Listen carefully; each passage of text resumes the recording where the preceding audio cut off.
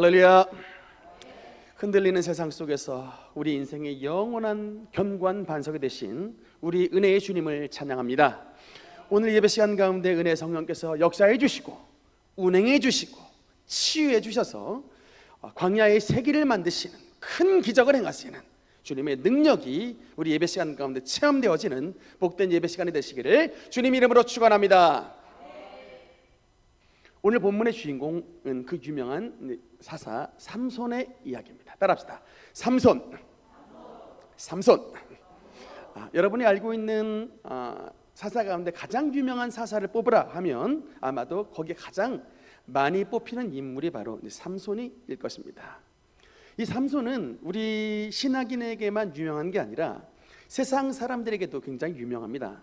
전에 어떤 야구 선수의 등을 보니까 자기 이름이 기록되어 있는 자리에 자기 이름을 쓰지 않고 삼손, 영어로 썼어요. 샘슨이라고 그 영어 이름을 써놨던 기억이 있는데, 야구 선수뿐만 아니라 이제 반다이크라고 그림을 화가도 삼손과 들릴라라고 하는 저런 이제 유명한 그림을 그리기도 하였습니다.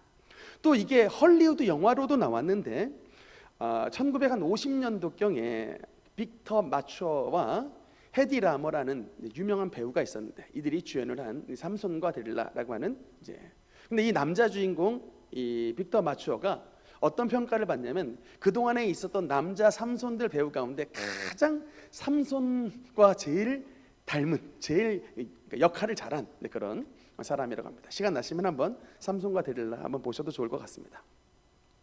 제가 이 삼손의 이 별명을 붙여봤는데 뭐냐면 드라마보다 더 드라마틱한 인물, 그게 바로 이제 삼손입니다. 얼마나 여러분 이제 그 인생이 드라마틱한지, 그러니까 괜히 그림, 그러니까 렘블란트라고 하는 화가도 이 삼손에 관련돼서 3번에 걸쳐서 그림을 그렸고, 하여튼 세상에서 굉장히 유명한 사람입니다. 왜냐하면 그만큼 쓸 소재가 많아요.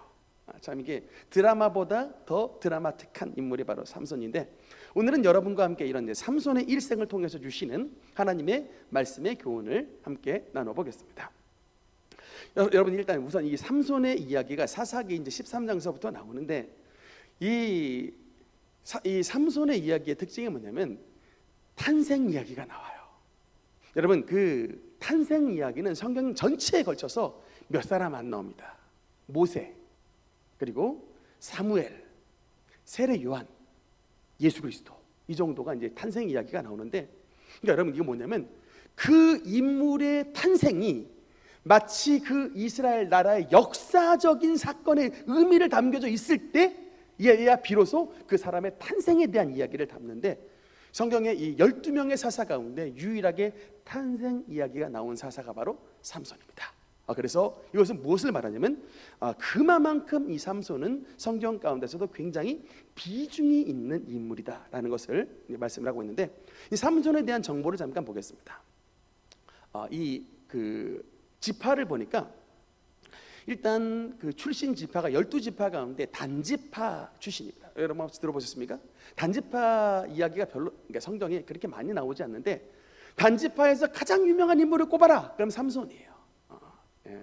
사실은 그 이후에 단지파는 하나님께 좋은 일을 하지 못해가지고 다 이렇게 좀 죄 짓는 데 주로 동참을 하지만 유일하게 참 하나님 앞에 그래도 쓰임 받았던 사람이 이제 이 단지파의 삼손이었고, 아버지의 이름이 기록이 되어 있습니다. 마노아라는 이름이 나오고, 그가 살았던 지역이 이제 소라 땅이라는 곳인데, 여러분 잠깐 지도를 한번 보면요, 이 소라라고 한 땅이 어디냐면 저기 여러분 전체 지도 가운데 맨 밑에 여러분 그 소라 거기에 대해서 동그라미를 쳐놨습니다. 그래서 굉장히 블레셋과 가까운 지역에 있었던 곳인데, 여러분 이때가 어느 때냐면 이스라엘이 블레셋 통치를 무려 40년 동안 받았던 그 시기였습니다. 여러분 우리가 일제의 36년간 그 일제 군합발을 발표도 여러분 진짜 치를 떨지 않습니까? 그런데 이 블레셋의 군합발에 여러분 이스라엘 전체가 지금 40년간 짓밟혀 있는 때 저 소라 땅에 살고 있었던 저 이 마노아 부부에게 하나님이 나타나셔서 그의 아들 삼손이라고 하는 걸출한 아들을 태어나게 하신 스토리가 오늘 말씀 가운데 나와 있습니다. 근데 여러분 제가 특히 오늘 말씀해 보니까 이 삼손의 부모님의 이름이 이제 마노아 아버지의 이름이 나왔는데, 사실은 어머니의 이름은 기록이 되어 있지 않지만 어머니가 더 신앙이 좋은 것으로 보입니다. 왜냐하면 하나님의 사자, 여호와의 사자가 이 마노아 부부에게 나타나셨는데 누구에게 먼저 나타나셨냐면 어머니에게, 그러니까 마노아 부인에게 먼저 나타나셨어요. 그래서 나타나셔가지고 뭐라고 말씀하시냐면 너희가 자녀가 없지만 내가 너희에게 아들을 줄 터인데 그 아들을 반드시 하나님의 사람으로 키워내야 된다. 이것이 바로 이제 사사기 13장에 나와 있는 이야기입니다. 여러분, 근데 여기서 한 가지 발견할 수 있는 게 뭐냐면 제가 성경에서 기도 응답의 원리가 두 가지가 있는 것을 발견했습니다. 기도 응답의 두 가지 원리가 있는데 하나가 뭐냐면 믿음의 원리예요. 그리고 다른 하나가 뭐냐면 긍휼의 원리입니다. 그러니까 첫 번째 믿음의 원리는 그러니까 뭐냐면 우리가 하나님 앞에 기도를 응답받을 때 이 기도가 반드시 나에게 이루어지리라고 나에게 있는 이런 모든 의심들이 사라질 때까지 응답받을 때까지 기도하는 게 여러분 기도 응답의 믿음의 원리예요. 근데 여러분 대부분 물론 이렇게 믿음의 원리로 말미암아 응답받습니다. 근데 놀랍게도 여러분 성경에는 구하지 않았는데 응답을 주실 때가 있어요. 구하지 않았는데도 축복을 주실 때가 있습니다. 그 원리가 뭐냐면 긍휼의 원리예요. 오늘 이 대표적인 긍휼의 원리로 말미암아 축복을 받았던 가정이 바로 이 마노아, 삼손 부모님의 가정입니다. 하나님 앞에 아들 달라고 구하진 않았어요. 안 나옵니다. 그건 뭐냐면 아마도 구했던 것 같은데 어떤 시일이 지나가니까 이제 하나님께서 응답을 안 주시겠나 보다 하고 포기했던 것 같습니다. 그래서 이제 어떤 인간의 한계로서는 안 되는 시점에 이르렀는데 이때 하나님이 나타나셔서 너의 가정에 자녀가 없으니, 여러분 지금 시대와는 달리 옛날 시대에는 가정에 자녀가 없는 게 수치로 여겨졌던 시대입니다. 지금은 아니죠.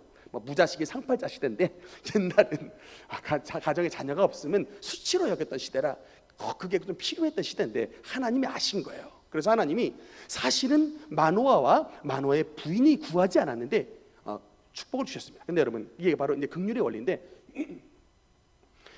근데 중요한 건 뭐냐면 하나님이 아무에게나 긍휼의 원리로 복을 주시지 않아요. 여러분 우리가 뭘 발견할 수 있냐면 마노아와 마노아의 부인에게는 여호와의 사자가 나타나셨어요. 하나님의 사자가, 천사가 그에게 나타났다. 여러분 이 말이 뭔 말입니까? 평상시에 삼손의 아버지와 어머니는 하나님을 무척이나 가까이 했던 사람이라는 거예요. 하나님을 무척이나 가까이 했더니 그 가정에 필요한 것을 하나님이 알아서 긍휼로 공급해 주시더라. 여러분 그래서 에베소서 3장 20절 말씀에 보면 같이 읽겠습니다. 시작. 우리 가운데서 역사하시는 능력대로 우리가 구하거나 생각하는 모든 것에 더 넘치도록 능히 하실 이에게. 아멘. 여러분 바로 이것입니다. 우리가 구하거나 우리가 생각하는 모든 것에 더 넘치도록 주하시는 분, 그분이 바로 긍휼의 원리를 가지고 계시는 우리의 하나님인 것을 믿으시기 바랍니다. 그러니까 우리가 응답 받으려면 믿음의 원리도 적용을 해야 되지만 하나님이 여러분의 삶 가운데 긍휼을 베푸실 수 있도록 주님을 가까이 하는 삶, 주님을 가까이 하는 게 뭡니까? 바로 주님 앞에 예배를 드리는 거예요. 여러분 예배는 하나님의 축복의 통로인 것을 믿으시기 바랍니다. 하나님이 예배자를 찾으십니다. 그러니까 주일날만 의무적으로 예배를 드리는 게 아니라 여러분의 가정 가운데서도 가정 예배를 드리고, 여러분 정말로 하나님 앞에서 새벽 예배를 드리고, 수요일날 금요일날 주님 앞에 나와 이런 예배를 드리는 하나님을 가까이 하는 삶을 살아가는 자에게 하나님께서 긍휼의 원리로서 여러분의 삶 가운데 놀라운 은혜와 축복을 베푸신다는 것을 믿으시기 바랍니다. 그래서 이제 드디어 이제 삼손이 태어났는데, 삼손의 이름이 뭔지 아십니까? 이름의 뜻 태양의 아들이란 뜻이에요. sun이 밝게 빛나는 태양의 아들입니다. 이름이 멋있죠. 그야말로 지금 이 블레셋의 암흑에 온 나라가 그 암흑에 처해 있는데 이 아들 삼손이 태어남으로 말미암아 드디어 우리 이스라엘 땅 가운데 하나님의 광명이 비추게 되었다. 이런 소망을 가지고 어머니 마노아의 부인이 그 아들에게 이름을 줘줬습니다. 근데 그렇게 해서 태어난 아들이 이제 삼손인데, 근데 여러분 이제 이런 삼손이 태어났는데 삼손이 이제 어떻게 삶을 살아가느냐? 14장 1절 2절 말씀 우리 한번 같이 읽겠습니다. 시작. 삼손이 딥나에 내려가서 거기서 블레셋 사람의 딸들 중에서 한 여자를 보고 올라가서 자기의 부모에게 말하여 이르되 내가 딥나에서 블레셋 사람의 딸들 중에서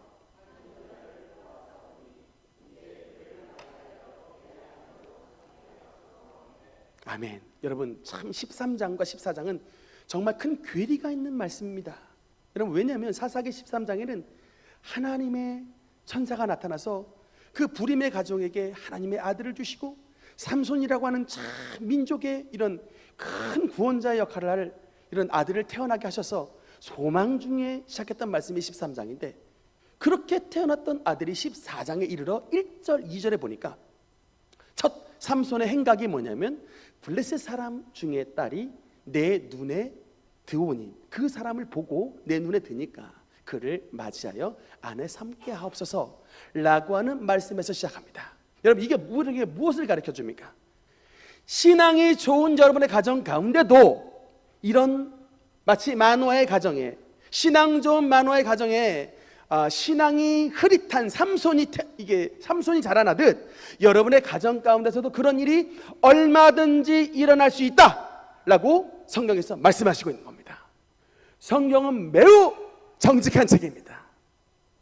그래서 참 여러분 이게 참 우리에게 안타까운 말씀인데 어쨌든 이제 이렇게 삼손이 블레셋에 가서 어여쁜 여인을 보고 여인을 삼겠다고 했을 때 아버지 마노아와 어머니가 말렸습니다. 3절 말씀에 보면 한번 읽겠습니다. 시작. 그의 부모가 그에게 이르되 내 형제들의 딸들 중에 내 백성 중에 어찌 여자가 없어서 내가 할례 받지 아니한 블레셋 사람에게 가서 아내를 맞으려 하느냐 하니 삼손이 그의 아버지에게 이르되 내가 그 여자를 좋아하오니 나를 위하여 그 여자를 데려오소서. 신앙 좋은 부모님이 자식에게 할례 받지 않은 여인은 하나님의 율법에서 금하는 것이니 그를 데려오지 말고 우리 이스라엘 안에도 얼마든지 어여쁜 여인이 있으니 우리 이스라엘 안에서 찾으라고 신앙으로 권면을 했으나 하나님의 말씀을 부모님의 이 권면을 순종치 아니한 이 모습이 14장에 처음 등장한 삼손의 행동입니다. 여러분 그래서 이제 그 여인 블레셋 여인과 결국은 결혼을 하게 되는데 여러분 이 블레셋 여인과 결혼했던 이 삼손의 가정이 행복했을까요? 불행했을까요? 가정이 행복했으면 좋았는데 안타깝게 보니까 여러분 성경에 보니 신혼기간에 우리로 말하자면 신혼부부, 신혼여행 이런 신혼기간 한 일주일에서 한 달 사이인데 놀랍게도 신혼기간에 가정이 파탄이 나버립니다. 물론 여러분 이 가정이 파탄이 난 이유는 사실은 표면적으로 봤을 때는 부인의 약점이 있었어요. 부인의 잘못이 있었습니다. 이게 신혼기간에 신랑 삼손의 친구들이 왔을 때 삼손이 수수께끼를 냈거든요. 강한 자에게서 먹을 것이 나오고 단 것이 나왔다. 뭐 이런 수수께끼를 하는데 이것이 무엇이냐라고 이제 수수께끼 사실 옷 60벌 내게요. 겉옷 30벌, 배옷 30벌, 옷 60벌 내기를 했는데 이게 여러분 옛날에 지금이야 옷 뭐 한두 벌 크게 비싼 건 아닌데 옛날 사람에게는 옷이 굉장히 비싼 값어치가 있었기 때문에 옷 60벌을 마련한다고 하는 것은 보통 일이 아니었는데 그래서 블레셋 사람들이 이제 졸지에 이제 옷 60벌을 갚게 생겼으니까 그 삼손의 부인에게 가가지고 비밀 알아내라고 얘기했는데 어쩔 수 없이 이게 삼손 부인이 삼손에게 막 떼써가지고 그것이 결국은 그 해답을 얻었는데 그 해답을 자기만 알고 있으면 좋았을 것을 그 신랑의 친구들에게 고스란히 말을 해버리는 바람에 신랑 친구들이 내기에서 이겨가지고 졸지 삼손이 내기에 패배하고 옷 60벌을 갚아야 되는 이런 일이 벌어지게 됐었습니다. 그래서 여러분 19절에 보니까 19절 말씀을 보니 옷을 주고 심히 노하여 그의 아버지의 집으로 올라갔고 20절에 삼손의 아내는 삼손의 친구였던 그의 친구에게 준 바 되었더라. 이렇게 이제 말씀이 나옵니다. 여러분 이게 근데 오늘 성경 말씀에 보면 삼손의 가정이 파탄이 난 원인이 아내에게 있었느냐 삼손에게 있었느냐 했을 때 사실은 성경에서 말하는 바는 삼손에게 있었다라고 성경은 말해요. 왜냐하면 이 아내의 집에 내려가는 가운데 삼손이 여러분 그 사자 한 마리를 만나게 돼요. 딥나 포도원이라는 곳에서 삼손이 사자 한 마리를 만나게 되는데 하나님의 성령께서 역사해 주시니까 여러분 삼손에게 괴력을 주시는 거예요. 그래가지고 삼손이 그 젊은 사자를 마치 성경의 표현에 의하면 염소 새끼를 그냥 잡아 찢어버린 같이 그 젊은 사자를 무기도 없이 그냥 찢어버렸더라라는 말씀이 나옵니다. 어쨌든 제압을 했는데 나중에 가서 그 자기가 죽였던 사자 이 포도원에 한번 가서 보니까 그 사자의 몸에 여러분 이게 벌들이 벌집을 져놓고 벌꿀이 잔뜩 발라 있는 거예요. 우리 같은 일반인이면 그 벌꿀 가져와도 돼요. 근데 여러분 삼손은 그의 신분이 뭐였습니까? 나실인이었습니다. 여러분 나실인에게 금지된 세 가지가 있어요. 첫째가 뭡니까? 포도주를 절대로 마시면 안 돼요. 두 번째는 뭡니까? 시체를 절대로 가까이서는 안 돼요. 세 번째 뭐냐면 삭도를 대면 안 돼요. 세 가지 금지사항. 포도주, 시체, 삭도 이게 금지사항인데 사자의 몸에 꿀이 발라져 있으니까 당시 여러분 꿀은 굉장히 고가였거든요. 자신의 신분이 나실인인 것을 그냥 아마 기억을 했을지 모르지만 나실인이었다. 돈 벌자 그래가지고 아마 꿀을 가져갔던 것 같아요. 그리고 그것으로 이제 뭐 퀴즈도 삼아가지고 수수께끼도 내고 했는데 결국 여러분 이 시체 부정한 것을 가까이 하는 것으로 말미암아 하나님 앞에 나실인의 언약이 깨어졌습니다. 여러분 그러니까 이게 있어요. 만약에 여러분 우리 아까 한 PPT 전에 보면요 삼손이 분노하고 그 전 PPT 19절에 보면 심히 노하여 그의 아버지로 올라가기 전에 여러분 이 사건 전에 만약에 삼손이 하나님과의 언약을 깨트렸던 자기 잘못을 먼저 돌이켰더라면 삼손의 가정은 파탄이 나지 않았을 것입니다. 그런데 이 여인의 약점을 먼저 보고 자신의 약점을 보지 않았던 삼손 때문에 먼저 분노가 발하게 되고 그로 말미암아 이제 가정도 깨지고 여러분 근데 이 사건이 가정만 깨진 것으로 끝나는 것이 아니라 결국은 뭐로 이어지냐면 여러분 이 사건으로 말미암아 블레셋과 이스라엘 진영이 전체가 전쟁이 붙어지는 것으로 연결이 되게 됩니다. 하여튼 여러분 그래서 우리가 뭘 알 수가 있냐면 여러분 가정의 안에 있었던 불행은 여러분 가정 안으로 불행으로만 그치는 것이 아니라 하나님 나라의 전체에 영향을 미치게 된다는 것입니다. 그 도화선 중에 하나가 뭐냐면 삼손의 분노예요. 여러분 우리가 누가 여러분 쉽게 분노를 하게 되냐면 자꾸 남의 탓을 하는 사람들이 분노하게 됩니다.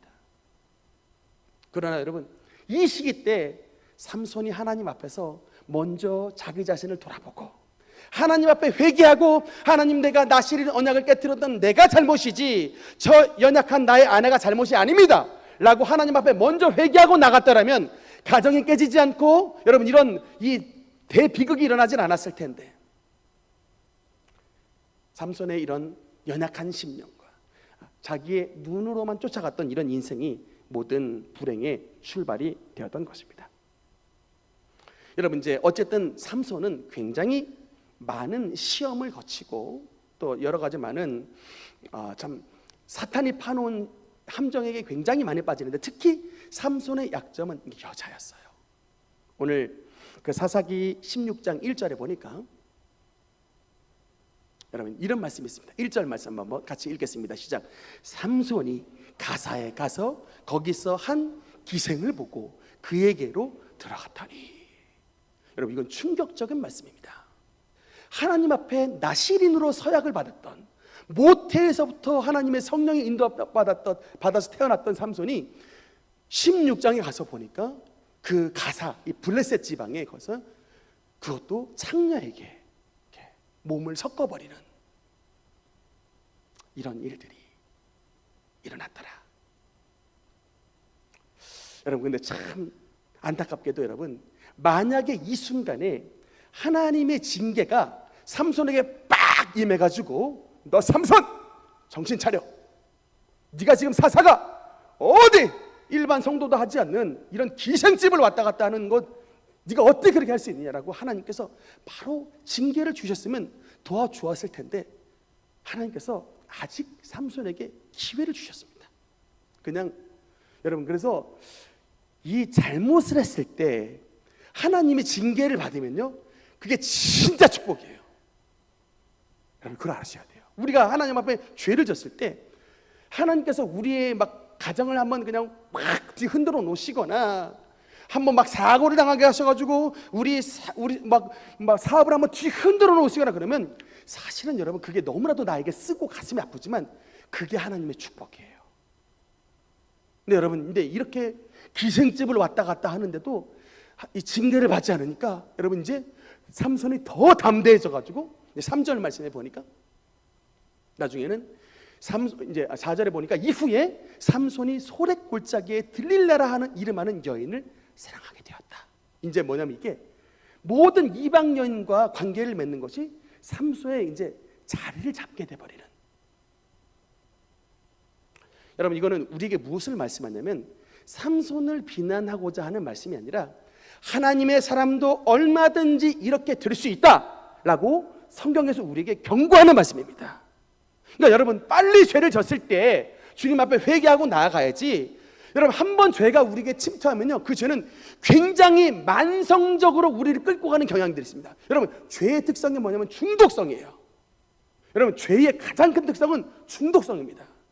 한 번 했을 때 끊어내지 않으면요, 죄는 우리를 끊임없이 중독으로 끌고 갑니다. 여러분, 마약 중독, 술 중독, 도박 중독, 음란 중독, 게임 중독, 막 이런 중독들이, 이것이 바로 왜 죄가 되냐면 쉽게 끊어낼 수가 없기 때문에 그런 거예요. 정말 지혜로운 사람이라면 하나님의 말씀이 우리에게 경고를 주셨을 때 빨리 지금 이 순간 끊어내는 사람이 진짜 하나님 앞에 지혜로운 사람인데, 벌이 임하지 않으니까 괜찮겠지 라고 여러분 계속 놔두게 되면 나중에 삼손이 그 눈이 뽑히게 되고 그 블레셋으로 끌려가서 연자맷돌을 돌리는 이런 노예와 같은 이런 비참한 신세로 전락하는 일이 벌어질 수가 있다는 것을 우리에게 분명히 경고하고 있는 것입니다. 여러분, 그 사탄의 특성 중에 하나가 뭐냐면 우리의 약점을 집요하게 공격합니다. 여러분, 제가 가끔 격투기 경기를 보거든요. 이 격투기 경기에 보면 저 사람이 도대체 약점이 뭔지를 모를 정도로 엄청나게 등치는 큰데 스피드가 장난이 아니에요. 막 상대방을 막 때려 패는데 완전히 그냥 틀림없이 이게 제 그냥 오늘 내가 응원하는 사람이 경기에 패배했다, 딱 그냥 적구나 하고 있는데 얘가 도중에 상대의 약점을 발견하게 됐는데 어디였냐면 배 부위였어요. 등치가 크니까 배가 좀 이렇게 크게 나왔었는데 갑자기 이렇게 막 경기하다가 배를 그냥 빡 때리는데 그 소리가 진짜 이 듣고 있는 저한테도 막 푹 소리가 나는 거예요. 그래서 야, 타격이 제대로 되겠구나 했는데 결국은 얘가 또 그 어떻게 해서 결국 이기게 되냐면 그렇게 온 얼굴에 그야말로 떡이 되도록 묻어맞다가 상대의 약점, 배 부위가 약점인 것을 깨닫고 어떻게 하든지 그 상대 배를 때리니까 결국은 때려 눕혔습니다. 제가 진짜 깜짝 놀랐어요. 거의 그냥 TKO로 패배하기 직전에 상대의 약점을 발견하니까 결국은 그 상대 배를 때리더니 TKO로 상대를 때려 눕힌 것을 보면서 야, 이것이 바로 마귀의 전술이구나 하는 것을 다시 한번 깨닫게 됐습니다. 여러분, 우리는 약점이 없는 사람이 없습니다. 여러분, 우리는 모두 다 사람이기 때문에 약점이 다 있습니다. 어떤 분들은 이게 마음속에 두려움의 약점이 있고요, 어떤 분들은 이성의 약점이 있습니다. 어떤 분들은 이성에는 강한데 돈에 무척 약한 사람이 있어요.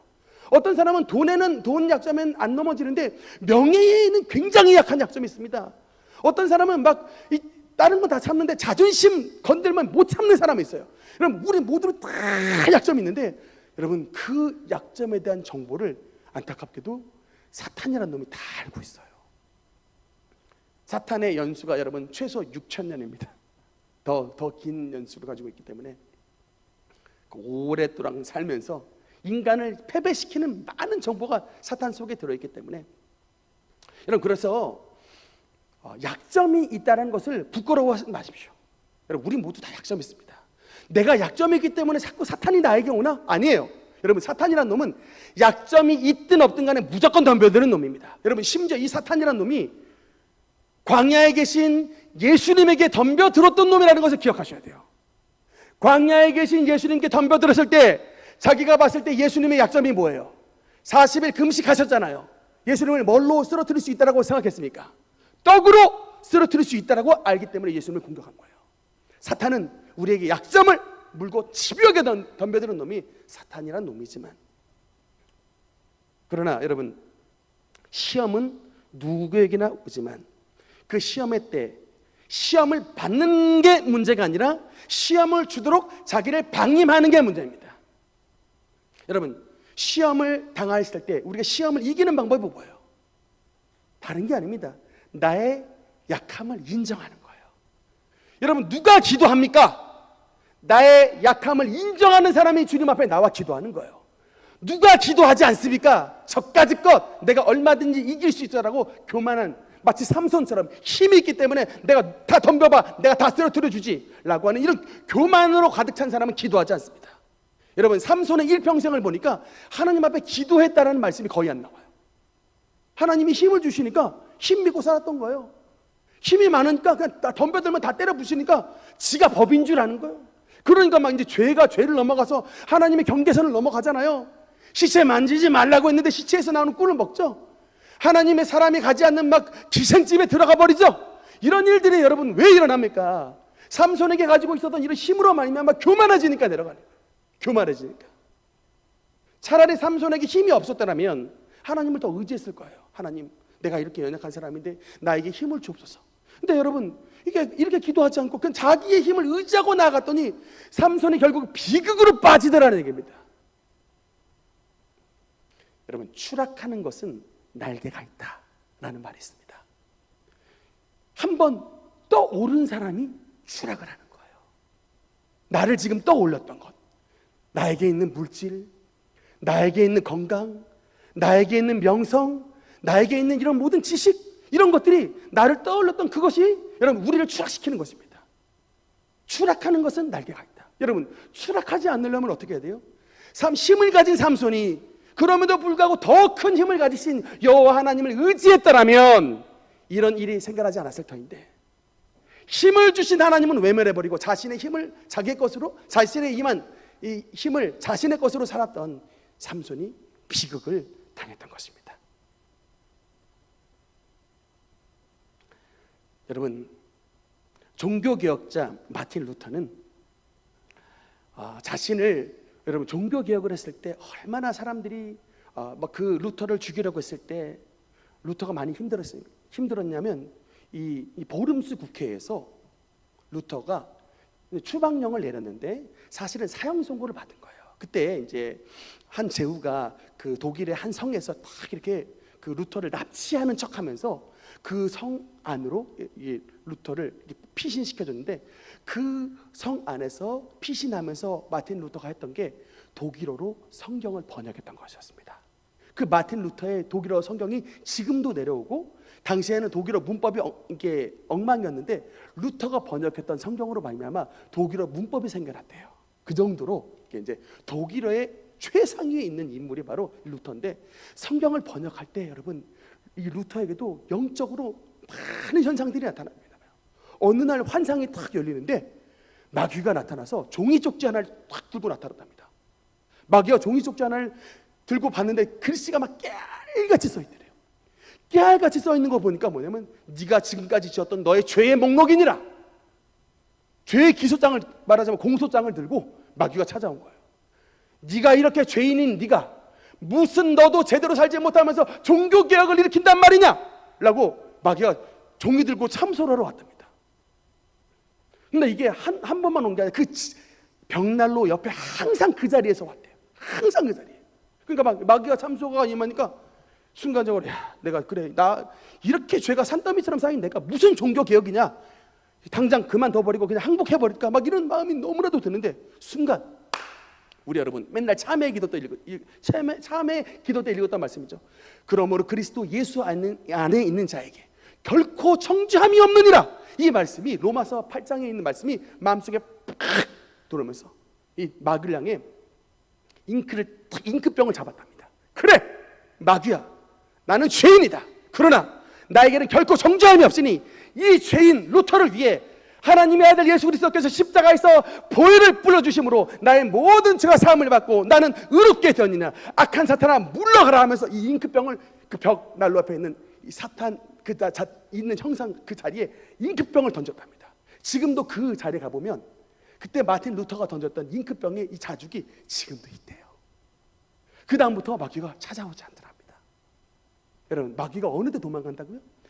우리가 우리를 의지하는 게 아니라 우리의 모든 죄를 위해 돌아가신 예수 그리스도의 십자가를 의지하며 우리를 참수하는 악한 마귀를 대적할 때에 여러분, 그 십자가의 보혈이 악한 마귀의 모든 권세를 깨뜨려 버리시고 하나님의 놀라운 승리와 자유의 영광을 베푸신다는 사실을 믿으시기 바랍니다. 여러분, 사실은 삼손의 인생은 비참하게 끝납니다. 여러분, 삼손이 결국에는 들릴라라고 하는 여자 때문에, 여러분, 들릴라라는 여자 때문에 결국은 다 실토를 하고, 아까 나시리는 3가지를 하지 말아야 돼요. 첫 번째는 포도주를 마시지 말고, 두 번째는 시체를 가까이 하지 말아야 되는데, 잔치할 때 이미 삼손은 포도주를 먹었고요. 두 번째, 시체를 만지지 말아야 됩니다. 근데 이 2가지를 이미 다 범했습니다. 근데 아직 1가지가 남았어요. 나시린의 3가지 언약 가운데 1가지가 남았기 때문에 하나님께서 그나마도 삼손을 떠나지 아니하시고 보호해 주셨는데, 이 들릴라라고 하는 이제 이 마귀의 도구로 쓰였던 이런 이방 여인의 유혹에 넘어가 결국은 비밀을 실토해 버림으로 말미암아 그 모든 머리가 잘라버리고, 그리고 그때의 가장 성경 가운데서 안타까운 말씀이 뭐냐면 삼손이 여호와께서 자기를 떠나신지를 알지 못한다라고 말씀이 나옵니다. 얼마나 여러분 영적으로 감각이 둔해져 있든지 하나님의 성신이 자기에게서 떠난 것도 모르고, 내가 지금 또 일어나서 블레셋 놈들을 때려 잡으리라 라고 하는 이렇게 했지만 하나님의 성령께서 이미 떠나가신 것을 깨닫지 못하였다. 사실은 삼손은 실패자의 인생입니다. 그런데 여러분, 놀랍게도 그 실패자의 인생이지만 마지막에 여러분 22절의 말씀에 보니까 하나님께서 마지막 삼손에게 기회를 주십니다. 22절 같이 읽겠습니다. 시작. 그의 머리털이 밀린 후에 다시 자라기 시작하니라. 아멘. 이게 이제 복선인데 팍팍 했던 머리가 이 블레셋 가사의 감옥 안에서 그렇게 이제 하나님 앞에 얼마나 비참하게 처해 있었겠습니까? 그때 하나님 앞에 기도를 하기 시작하니 그의 모든 밀렸던 머리털이 자라나기 시작을 했습니다. 그리고 이제 하나님 앞에 기도하는 거예요. 하나님, 내가 사사로서 너무나도 부끄럽게 살았습니다. 하나님, 내가 사사로서 하나님의 뜻을 이루지 못하고 너무나도 부끄러운 인생 살았지만 하나님, 이번 한 번만 나를 강하게 하사, 나의 눈을 뽑아버린 저 블레셋의 원수를 갚게 하옵소서 라고 주님 앞에 기도했습니다. 삼손의 일평생에 마지막 단 한 번 있었던 간절한 기도가 바로 이 다곤 신전에서의 기도였는데 하나님이 응답하셨어요. 여러분도 아시다시피 이 다곤 신전에 거대한 이 두 기둥이 있는데 삼손이 어린 아이에게 이 집을 지탱하고 있는 기둥으로 나를 인도해 주어라 라고 하는 이제 그때 인도에 딱 그 기둥에 아이가 인도해 줬을 때 너는 지금 곧 이 다곤 신전이 무너질 터이니 빨리 도망하라. 그 아이만 유일하게 살아남고 하나님 앞에 기도합니다. 주여, 내가 주님의 원수들과 함께 여기서 죽기를 원합니다 라고 하면서 이 기둥을 확 있는 힘을 다해서 밀었을 때에 하나님께서 평생 그 삼손에게 보셨던 그 놀라운 집을 부숴버릴 수 있는 그 괴력을 부어주심으로 말미암아 그 다곤 신전에서 3,000명의 블레셋 사람이 모였는데 그 자리에서 3,000명의 블레셋 사람을 도륙을 내버리고 결국은 블레셋을 이스라엘에게서 구원시킨 하나님의 사사로서의 마지막을 하나님께서 마지막 대의미를 장식해 주신 것을 믿으시기 바랍니다. 결론의 말씀입니다. 여러분, 히브리서 11장의 말씀을 보면 제가 참 이것을 보면서 참 가슴이 굉장히 찡했습니다. 여러분, 왜냐하면 히브리서 11장 말씀은 별명이 뭐냐면 믿음의 명예의 전당입니다. 그러니까 여기는 아무나 올라가는 게 아니라 여러분, 야구에서도 제일 잘하는 사람이 명예의 전당 가고 골프에서도 제일 잘 치는 사람이 명예의 전당에 올라가는데, 히브리서 11장에는 성경 전체에 믿음으로 승리했다라고 하는 사람이 올라가는 곳이 믿음의 전당인데, 저곳에 누구의 이름이 써 있느냐? 32절 한번 읽어보겠습니다. 시작. 내가 무슨 말을 더 하리요? 기드온, 바락, 삼손, 다윗 및 사무엘과 선지자들의 일을 말하려면 내게 시간이 부족하리로다. 아멘. 여러분, 이 믿음의 명예의 전당에 실패자로 알았던, 그렇게 괴력을 가졌다가 눈이 뽑혀서 짐승처럼 연자맷돌이나 돌리는 실패자의 인생으로 끝날 줄 알았던 그 삼손을 하나님께서 히브리서 11장의 명예의 전당에 삼손이라고 하는 이름을 기록을 해놓으셨다라는 것은 우리에게 엄청난 도전을 주시는 말씀입니다. 여러분, 그러니까 우리의 믿음을, 여러분, 우리는 주님 앞에 일평생을 실패했다 할지라도 우리의 마지막 순간 주님 앞에 믿음을 드리면 하나님께서 그 마지막 순간의 믿음도 믿음의 명예의 전당에 우리의 이름을 올려주시는 그 귀한 축복을 여러분에게 베푸신다는 사실을 믿으시기 바랍니다. 특별히 사랑하는 성도 여러분, 삼손의 지혜를 기억하시기 바랍니다. 일평생 하나님 앞에 실수가 많았지만 여러분, 그 마지막의 인생, 축구로 말하자면 여러분 후반 45분 가운데 40분이에요. 그때 정신 차렸다니까요. 여러분, 어제 축구했죠? 여러분, 근데 제가 여러분께 말씀을 드리고 싶은데, 축구에게 있어서 전반전과 후반전이 있는데 물론 다 중요하지만 여러분, 전반전이 중요합니까? 후반전이 중요합니까? 당연히 후반전이 중요해요. 전반전에 막 3골 막 넣고 막 여러분 이렇게 막 그냥 우리가 이겼다 했다간 방심했다간요, 여러분 후반전에 4골 먹히는 거 저 진짜 많이 봤어요. 하여튼 후반전이 되면 될수록 정신 바짝 차려야 돼요. 마지막 때가 다가오면 다가갈수록 정신을 더 바짝 차려서 상대가 우리에게 이게 우리를 더 진영을 넘어서지 않도록 여러분 이게 깨어 있어야 되는데, 인생의 후반부에 계신 여러분, 여러분께 지금 60대, 70대 되신 여러분, 이 삼손의 지혜를 기억하시기 바랍니다. 여러분이 전반전에 실패했다 할지라도 여러분 후반전 마지막 루즈타임 45분에 골 넣으면 승리하는 거예요. 근데 여러분 전반전에 그냥 엄청 골 잘 넣어가지고 하나님 앞에 여러모로 막 주님 앞에 헌신하고 여러모로 잘했다가 후반전에, 인생 후반전에 죽 쏘아버리면, 게임에 패배하면 그 전반전에 잘했던 그게 모든 것이 무슨 소용이 있습니까? 삼손은 하나님이 주신 축복과 힘 잘 사용하지 못하여 이렇게 비참하게 떨어졌지만, 그럼에도 불구하고 하나님 앞에 마지막 기도, 이번 한 번만 나를 강하게 하사 주님의 이름을 붙잡고 나아갔더니 하나님께서 결국은 삼손의 머리털을 나게 하시며 하나님께서 삼손에게 함께 하셔서 죽을 때에 죽였던 블레셋 사람이 더 많아 승리하는 삼손으로 하나님께서 바꿔주신 것입니다.